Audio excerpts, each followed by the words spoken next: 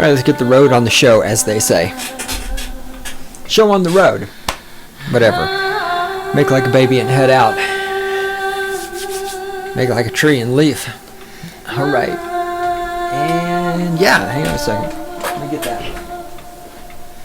Alright, you happy now?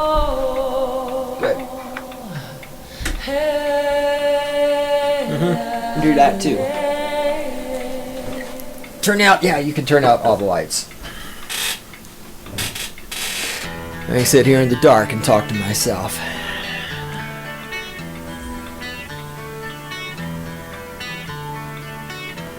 You can scream and shout with all your might. Oh, you can scream, shout, whine, cry, snivel, piss, and moan. Dig in your heels and hold on tight. You can shove your opinion up your ass. That way Obama's cock has something to keep it company. Either you are wrong or I am right. Or you know what might be happening? Could be both of them. You could be wrong, and I could be right.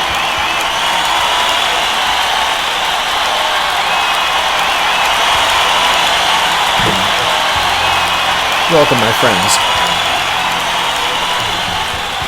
to another episode of Stating the Obvious podcast, the weapons platform from which I launched the cruise missile of my intellect. Homes in on and destroys dumbass motherfuckers around the world. Statists of all shapes and sizes are annihilated by the 50 caliber machine gun that we fire at them. I am the Great One himself, founder of the Cynical Libertarian Society. In the control room, the lovely and adorable Randy. She's hanging out over there, looking cute. If you want to send us an email, you can do that. You can send us an email, you can tell us how much you love it, how much you hate it. You can send us naked pictures of you, naked pictures of your ex-girlfriend, naked pictures of your ex-boyfriend, naked pictures of your current girlfriend if you want. You send anything you fucking want to send, man, because that's how the shit works. It's email. You can send whatever the fuck you want to send us. Where you send that to God. It's dog spelled backwards. G-O-D, God, at CYNLIBSOC.com. And of course, you can find us on the interwebs, CYNLIBSOC.com, on the interwebs, which is powered by cats, and on the Twitterverse, CYNLIBSOC, Cynical Libertarian Society. So hey, what's up, guys?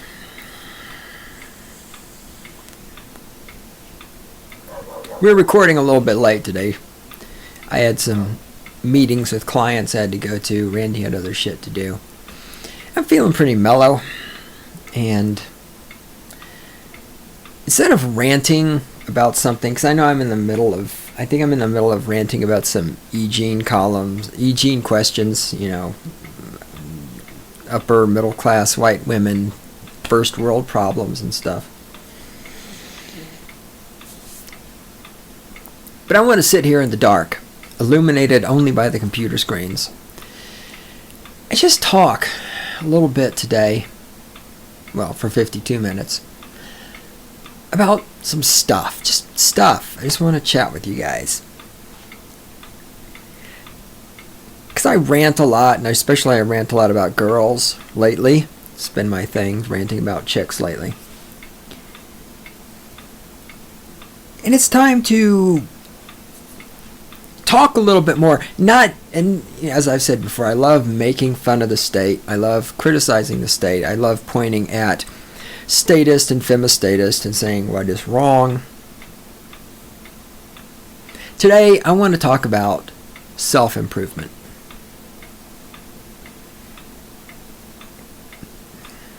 Because it's easy to criticize others. And it's easy to see the flaws in others. Right? It is. You know it is. I know it is. You know it is. We do it all the time. But we, as fuck. There went my tongue. That's what she said.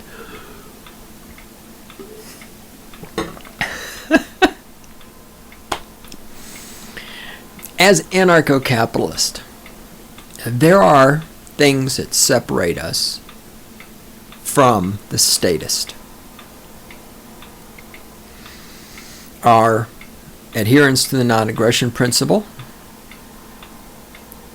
our willingness to defend ourselves when the non-aggression principle is violated against us or against other anarcho-capitalists.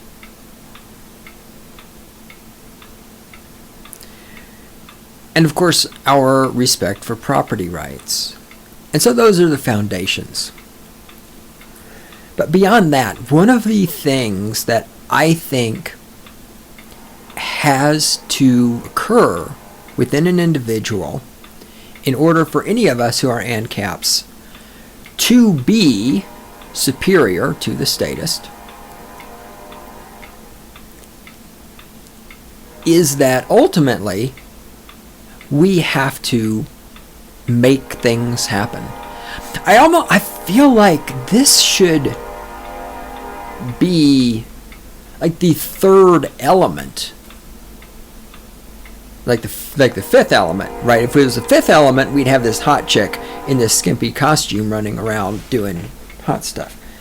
But it's not the fifth element, it's the third element. When we look at anarcho-capitalism, we see the first element is the non-aggression principle.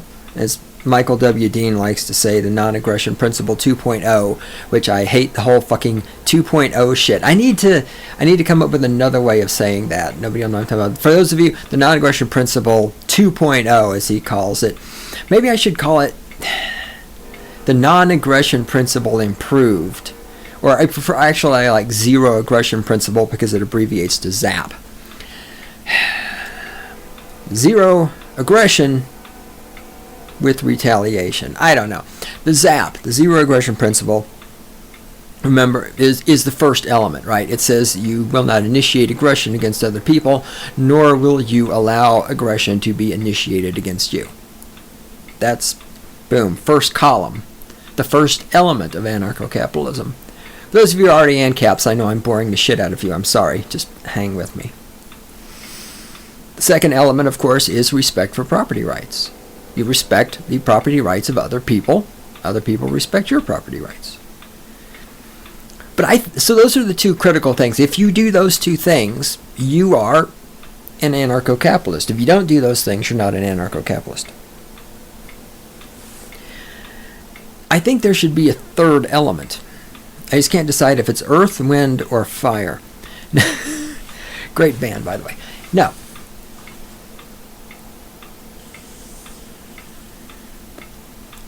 That third element should be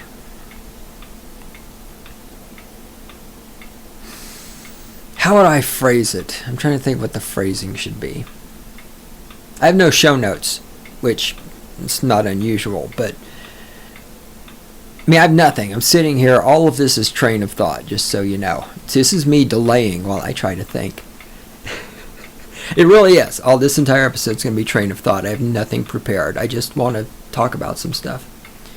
It's like a fireside chat, except I'm not a statist who wants to make war on other countries.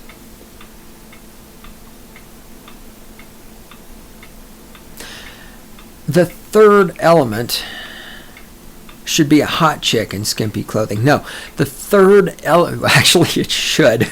It really fucking should. The third...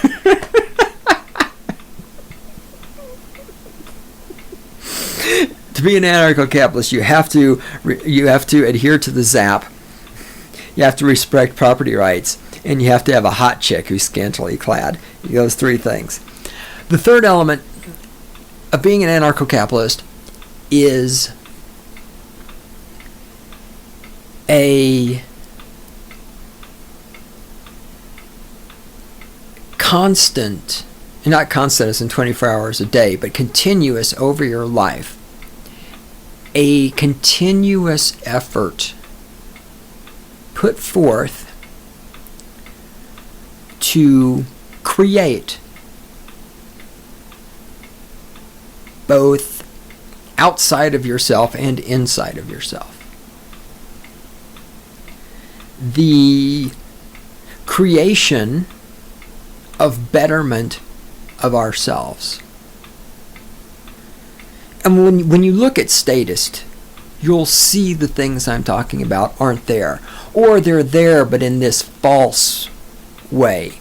Right? Statists they say they want to improve the world, but they want to improve the world by making more laws, by putting more people in prison, by creating more regulations, by forcing more people to do things.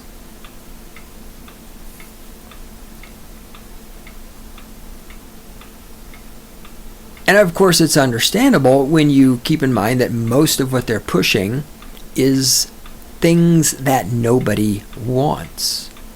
Again, it's Obamacare, right? If Obamacare is so great, why do you have to force people to buy it? You don't have to force people to buy cigarettes. They're not good for you, but people like them. You don't have to force people to buy alcohol. Same thing. You don't have to force people to have sex. You don't have to force people to eat food. And I talked about this briefly, I think it was in a prior Anarchy moment, with the flaw. And we don't like to say there's a flaw, but there's always a flaw. And the flaw is people. Because we as people are imperfect. And I think this is something we as anarcho-capitalists inherently recognize, right? This is why we're opposed to the state, because when you have the state, you have imperfect people in positions of power who can then force other people to do what they want. And so when the imperfect person, and we're all imperfect, so it's a redundancy to say imperfect person because there is no perfect person. When people in places of power force other people to do things, force laws upon others, force regulations upon others, all this other stuff, you create large amounts of injustice and misery and suffering and all this other horse shit. As anarcho-capitalists, we talk about how the market will solve this problem because the market will provide people with what they want, right? Ben Stone, the feminist, likes to talk about how when there is a market demand for freedom, we'll get freedom. And as I've pointed out, there's never going to be a market demand for freedom because the statists are the 99%. And the statists are going to continue to be the 99% for a very long time, for at least 100 years. Right? There will be no freedom in our lifetime. Not here, in this dimension, on this planet. And so the flaw in the market is that the market reflects the desires and the wants of people. But if the majority of, the market reflects the desires and the wants of people both individually and as a group. And so while in a market, individuals can make good decisions, there will be a lot of decisions that are poorly made because you've got this 99% who have their heads shoved firmly up their ass. And of course, this is what's interesting because statists will always make this argument. Well, there are things the market can't do. There are things the market won't do. In a practical sense, now in a theoretical sense, that's not true, but in a practical sense it is. Because, of course, because the market reflects what the people want, there are things the market isn't going to do and can't do because the people don't want those things. The people don't want those things, especially if they have to pay for them. Right? The TSA would never exist in a free market situation. Can you imagine if you had to pay extra money to the airport when you bought a ticket so that somebody could touch your ball sack with their hands? But of course, people don't want the TSA when their ball sack is being touched, but they do want the TSA when other people's ball sacks are being touched, because in that case, the people whose ball sacks are not getting touched are getting a sense of security from this. So the state provides something that the free market, of course, would not provide.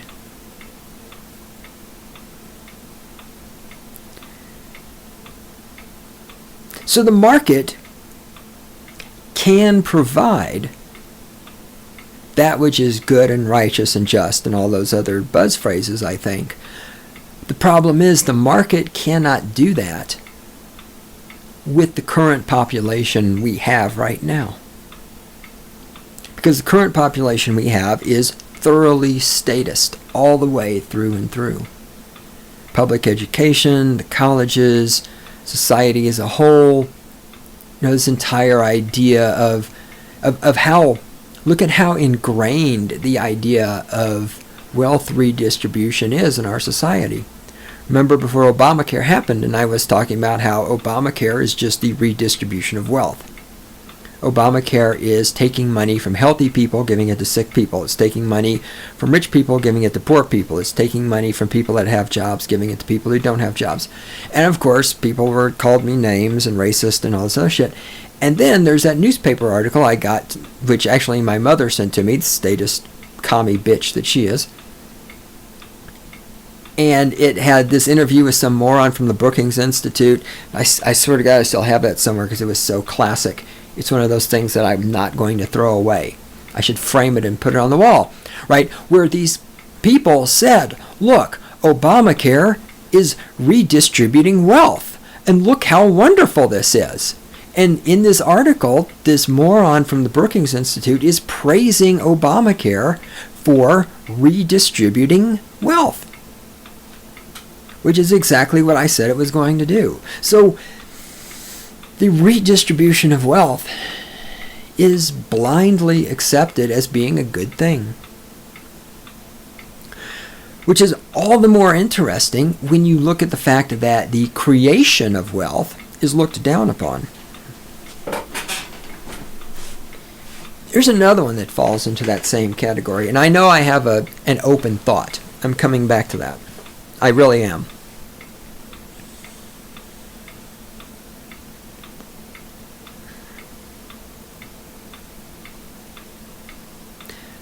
The femistatist, their new buzz phrase, and it is that, it has become literally a buzz phrase. I'm so sick of seeing it, is that women are strong and independent. As I asked in the previous edition of Stating the Obvious, if women are so strong and independent, why do they keep getting raped? And I should, again, let me clarify that there's a difference between the femistatist and women as a gender. So, not all women buy into femistatism. Many of them do. I don't know a percentage. A lot of them do. But not all women are femistatist. And there are some good women out there. I'm still working on finding some, but there's a couple out there. I know a couple of them. There's some good ones out there.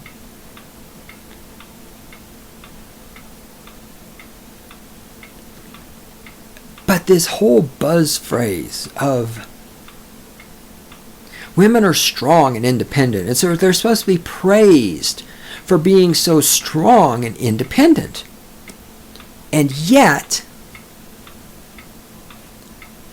think, what does that mean when they say a woman is strong and independent? We know what it means. It means that they're on welfare, they're on food stamps, they're getting child support, they're getting alimony, they're getting tax benefits, they have quotas thanks to their gender that help them get jobs and get into college and all this other stuff. We know that. But from their perspective, what exactly does it mean when a femistatist says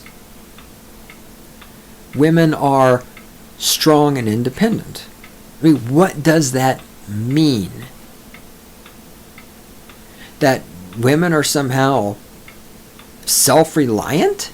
That they're capable of achieving things on their own? Is that what I'm asking? This is a question. Is that what that's supposed to mean? And I think this is important to think about, because what is one of the biggest criticisms continuously lobbed at anarcho-capitalists. That we believe in individualism. That we think people can achieve things on their own. We're so stupid, we just don't understand that it takes a village. Nobody can do anything on their own. That business you have, you didn't make that. You couldn't do what you're doing if it weren't for the help of the government. Which is in fact not true, because those of us who are anarcho-capitalist, we fully recognize, and this is one of the places where there is an alignment between the beliefs of Buddhist and the beliefs of anarcho-capitalist. The two religions that I think are the most anarcho-capitalist are, of course, Buddhism, which I've talked about a lot in the past, and Satanism, which I've talked about a lot in the past. And I really want to do another series where I read from the Satanic Bible and talk about it, because there's a lot of good stuff in there. And there's also criticisms. I've actually done many podcasts in the past talking about the Satanic Bible and Satanism.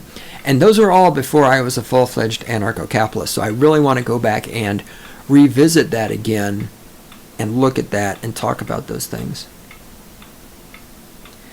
But the Buddhists recognize that everything is interconnected. We're all interdependent. And of course, I've talked about this extensively. Aristotle also comes into this when Aristotle talked about the polis and how the goal of a man was to be self-sufficient. But you can only be self-sufficient within the context of the polis.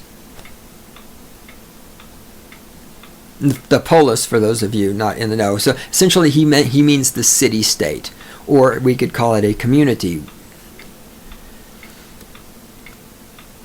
The Buddhist says, when you made your breakfast this morning, did you make your breakfast? Well, no, of course you didn't make your breakfast.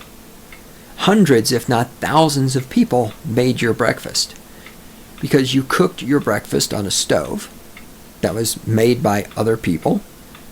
It ran on electricity or gas, natural gas, which was delivered by other people. You used a frying pan, which was made by other people. It was driven across the country by other people. It was sold to you by other people. The egg that you cooked came out of a chicken, which was raised by another person, transported by another person, sold in a store by another person. The ham came from the bacon, yummy bacon. The bacon came from a pig that was raised by another person, butchered by another person, packed by another person, transferred. So all of these people came together and gave you breakfast. Now the market is what enabled this to happen. But still, these people had to exist, and they have to be interconnected with each other. Now the mechanism that interconnects them is the market.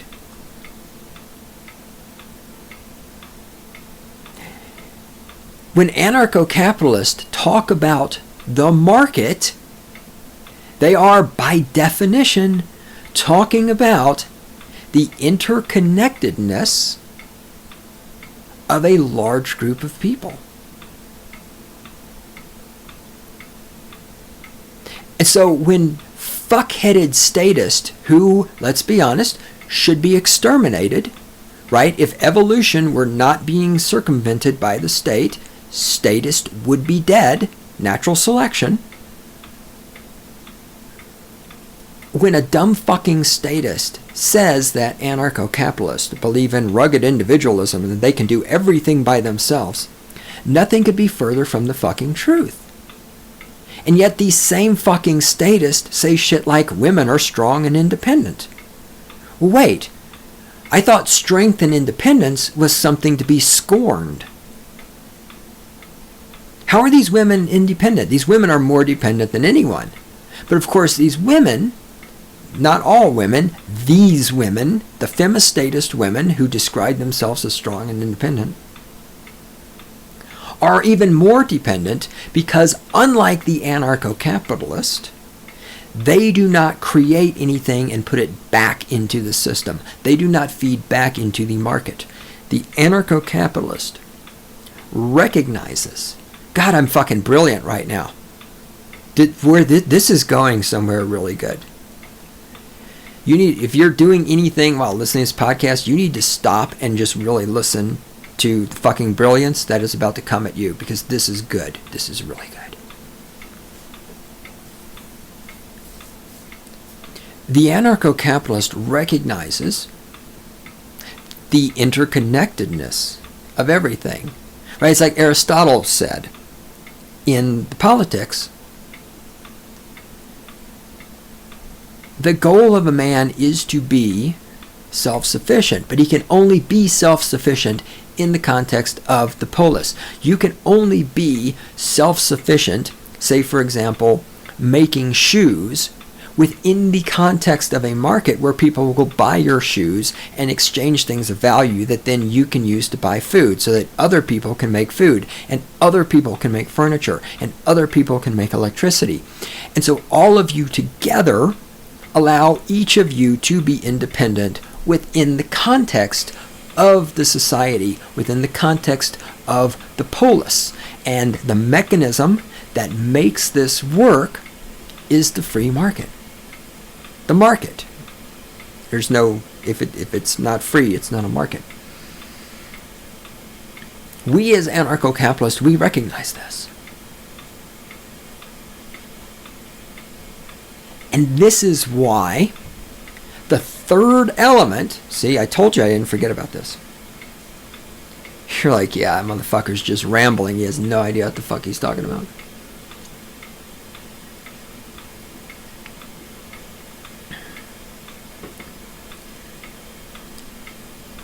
The market requires, if you are going to participate in the market, if you are going to be independent,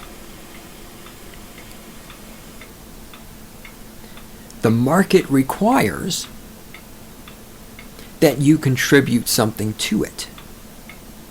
Because in the market, to get something from other people, to be interdependent with other people, requires that you receive from them, but it also requires you contribute to them. There is no one-way market.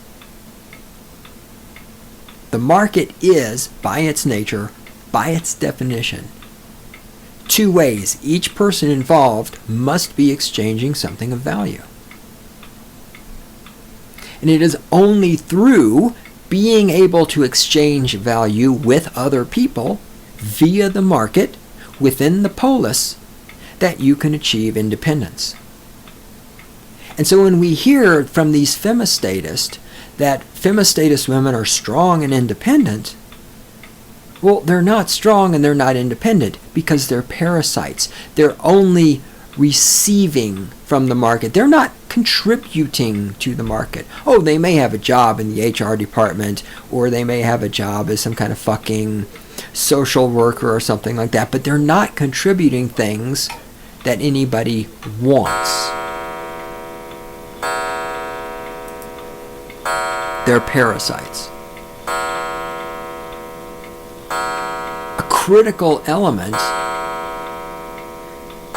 of being an anarcho-capitalist is participation in the market. Maybe that's the way I phrase it. Because participation in the market, by definition, requires you to contribute. And to contribute to the market requires that you create something. And that is, along with the ZAP and along with property rights, that is, I believe, the distinguishing mark of the anarcho-capitalist is that we as ANCAPs create. Now, to create, you have to do two things. You have to work on the outside world, and you have to work on the inside world. In order to create, you have to work on self-improvement. You have to do things such as physical exercise. You have to build a healthy body for yourself, a healthy and strong body. You have to eat good, nutritious food. As I always say, if it comes in a box, it's not food. It's just chemicals, which everything is chemicals. I saw some meme or something the other day somewhere, someplace, I don't remember, where, the point was somebody said, well, when someone tells you to eat food that's chemical free, they don't know what the fuck they're talking about, because water is a chemical, everything is a chemical. That is absolutely true. Yes, technically speaking, scientifically speaking, accurately speaking, yes, everything's a fucking chemical. That is true. So we could say, eat things that are preservative free. They don't have sucrose, corn syrup, corn, fruit, whatever the fuck it is, fructose corn syrup. Eat nutritious food. Exercise. Meditate. Self-improvement. Read books. Read books for entertainment. Read books for education. Push your limits. Talk to strangers. Do things you haven't done before. I mean, that's a big part of why I do this podcast. As I've said before, I do this podcast entirely for myself. If people listen to it, and if people have commentary about it, and if people want to have discussions about it and ask me questions, that's great. I love all that. But ultimately, I am doing this right now. I'm sitting here in this dark room with Randy's over there. I think she's fallen asleep, which is fine, because all the lights are off. I'm sitting here in this dark room talking to this microphone about these thoughts, because this is part of my self-improvement process.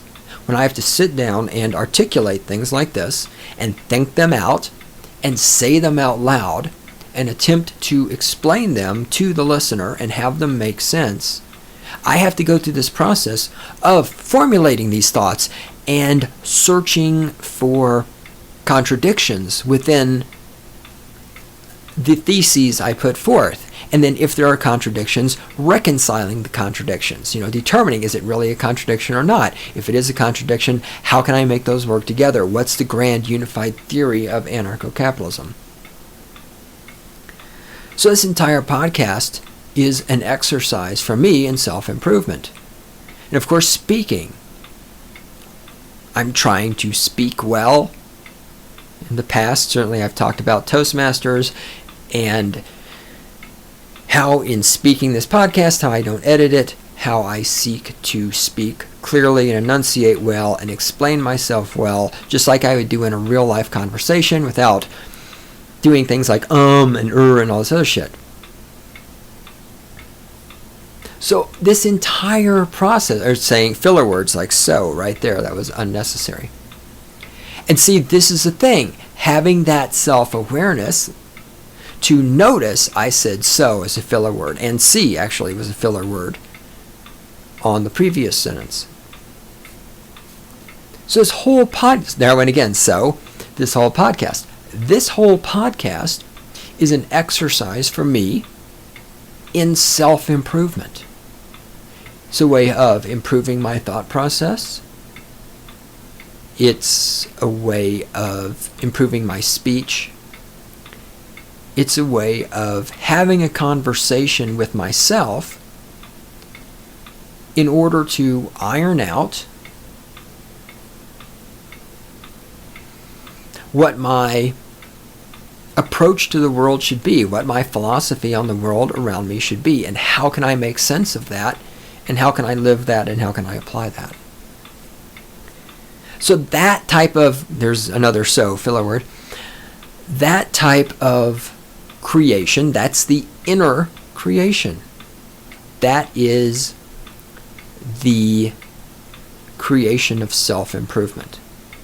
The creation of becoming a better person. The typical statist does not have that.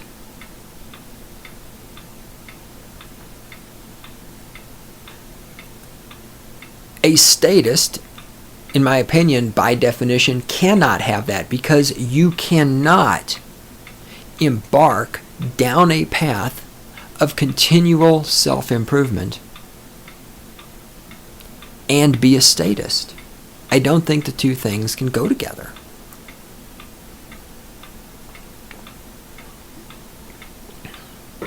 To an extent they can. You can be a statist and go to the gym and lift weights. And you can be a statist and read a bunch of books and get a college education. You can be a statist and you can read philosophy. But if you are a statist and you do all of these things, if you cultivate the healthy mind and the healthy body and the healthy psyche and the healthy understanding of philosophy, and if you keep cultivating all of this, eventually you're going to come to a point where you're going to run up against the fact that being a statist negates all of this self-worth and this self-value, and it negates the market, it negates free interactions between people. And you cannot continue to cultivate self-awareness while ignoring these facts. Because if you're ignoring the fact that the state destroys freedom, the state destroys wealth. Think about all the wealth that has been destroyed in wars. Think about all the wealth being destroyed in the war on drugs and the war in Afghanistan, and all of this stuff, all the wealth being destroyed by the prisons, and all the wealth being destroyed by the regulations.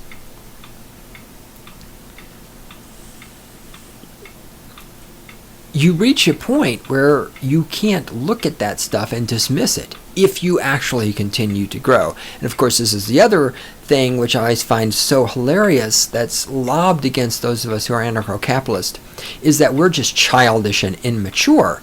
And when we grow up, we'll get out of it.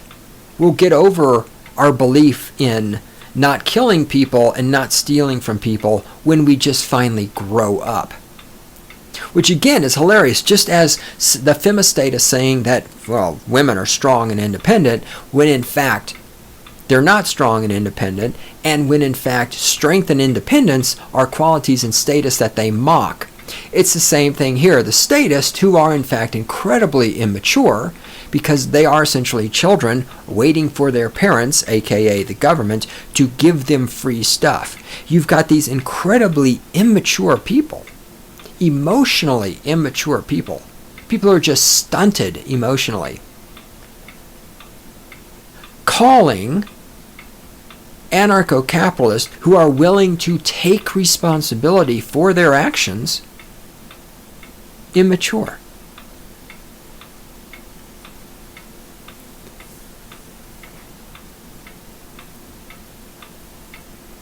The next aspect, God, this is fucking brilliant. So I know I'm fucking talking about myself like I'm amazing, but this is why I am the fucking great one himself. I just hope I can remember some of this shit to write down for the show notes. This is fucking golden stuff here. I'm good.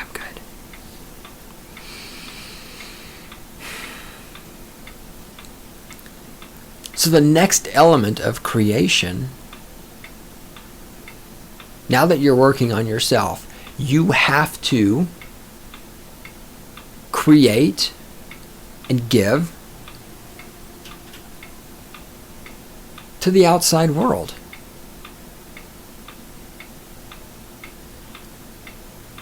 And this is the part of the market where to be independent, you have to be interdependent. This is where, in order to receive from the market, You have to give to the market. You have to, I've talked about this ad nauseum, you have to create value for other people. And value doesn't just fucking appear out of nowhere. This is why I like using the word create. You have to create value for other people. The way you create the value is by taking something in your environment, some need that people have. You combine something from your environment with a need that people have with your inherent skills and abilities, and you create something that was not there before, which somebody else values. And that's why the self-improvement process, the self-creation, has to come first. As you improve, as your skills improve, as your abilities improve, as your health improves, as your attitude improves, as you become better, you become better able to take what is around you, other people's needs, and your environment, and shape your environment to fill their needs, to create value for them, for which they give you value in return.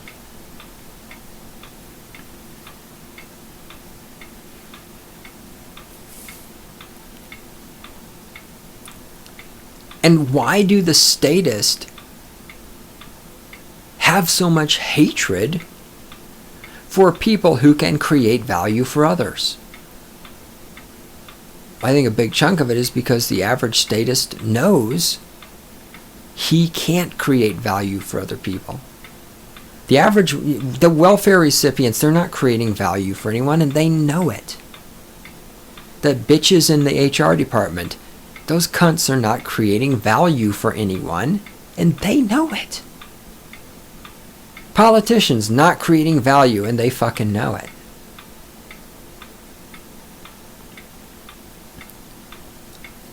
Statists are not creating value for other people, and they know this. And when they see people who do create value, they have a hatred for those people. They, of course, also have a need for those people, as I've discussed before. If you had a society in which everyone was a parasite, it wouldn't last very long, right? You can't have a society where everybody is a welfare recipient who gets food stamps, because somebody has to generate the excess wealth that can then be redistributed. So while the statists hate those who create with such a fucking passion, at the same time, they cannot survive without us. And they know it. They know it.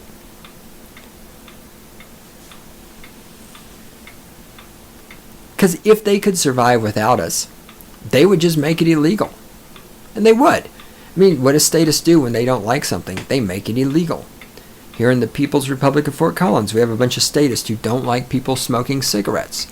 They've made it illegal to smoke cigarettes outside on the fucking trails.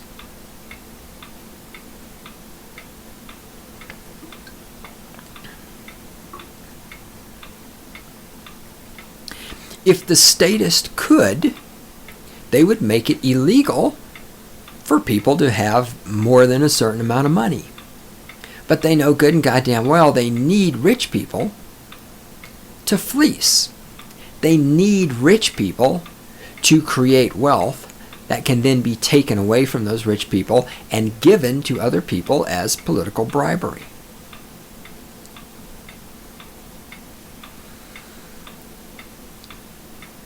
This is what, it's this thing. See, this is the thing I feel like is always left out when you hear discussions about anarcho-capitalism.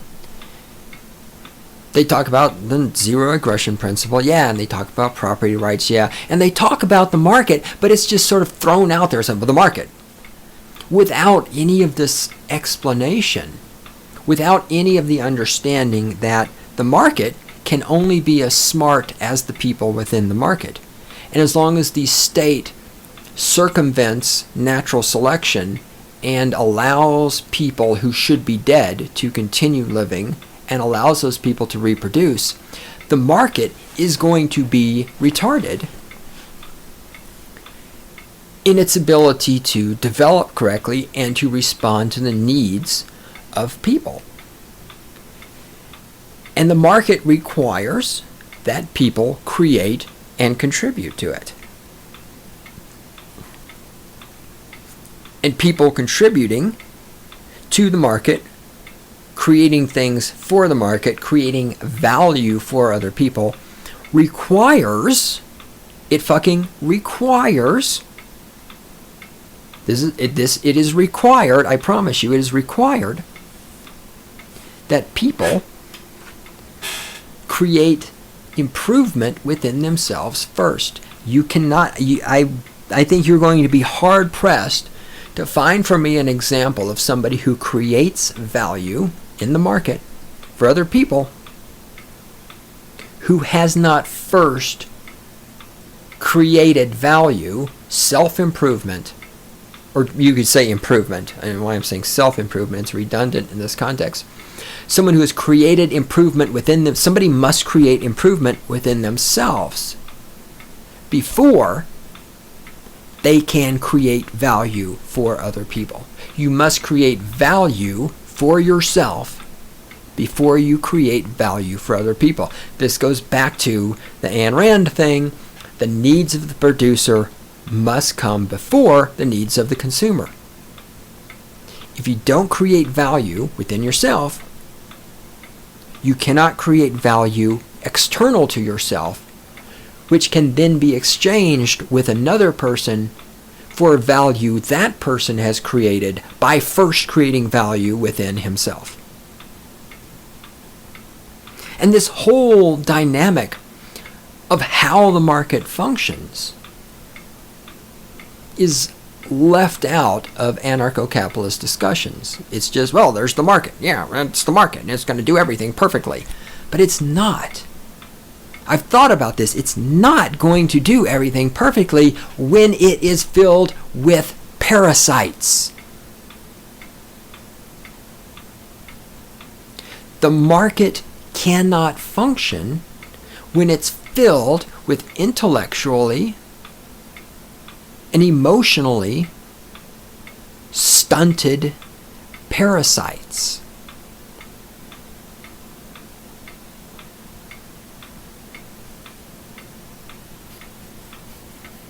The market will work, but only in an environment where everybody within the market is interdependent and where they are therefore independent. Because, as I said, independence comes from being able to create value for other people that you can exchange for value. Independence comes from interdependence. I know it's hard for you to wrap your tiny little statist brain around. I know you're thinking about what the balance on your food stamp card is right now.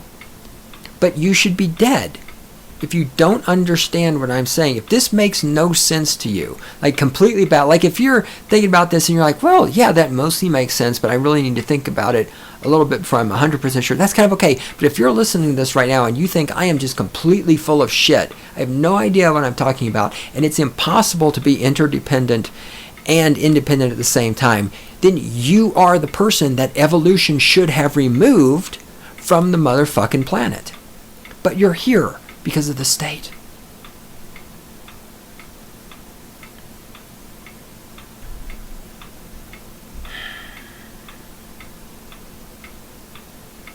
The three elements, anarcho-capitalism.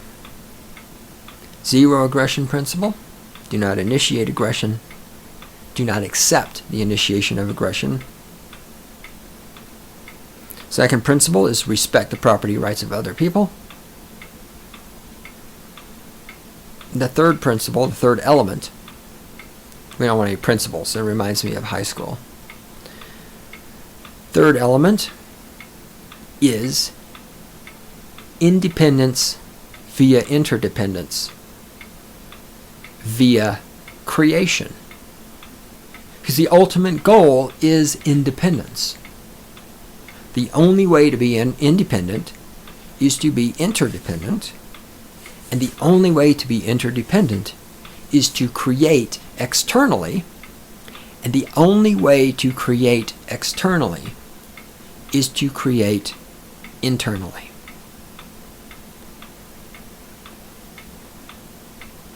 I'm going to be honest with you. I think that's pretty fucking brilliant. I think this is one of the most solid fucking thoughts I've ever had on this topic. You think I'm wrong? Great. Fucking explain why I'm wrong. I think this is critical. I think this is critical fucking understanding. I'm pretty goddamn amazed at how brilliant I am. That's the fucking truth, man. Randy, wake up in there.